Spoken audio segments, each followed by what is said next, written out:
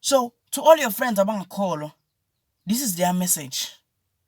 Abangani bakho abaningi abangafuna ukukholwa, this is message yabo.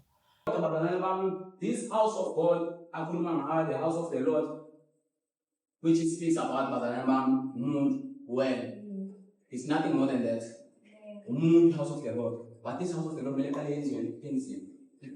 has to be made and filled with the Holy Spirit. I want to spread the words of because when the Spirit leaves and when an unclean spirit leaves the body of a man, go through dry places, seek rest and find now. But then it says to itself, I shall go back to my house. Guys,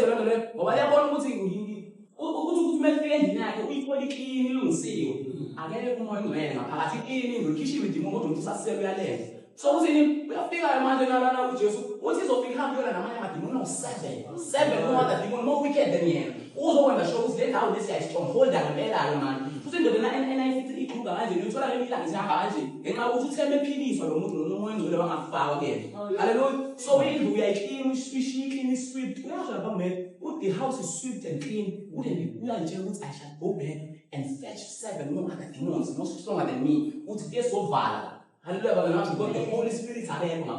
So the only way I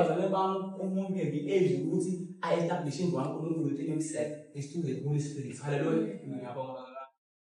Uthi i-alignment yabo necebo kaNkulunkulu ihamba kanjani? Are they aligned with icebo kaNkulunkulu? Besacela nje ukusho njalo bangcwele egameni leNkosi uJesu.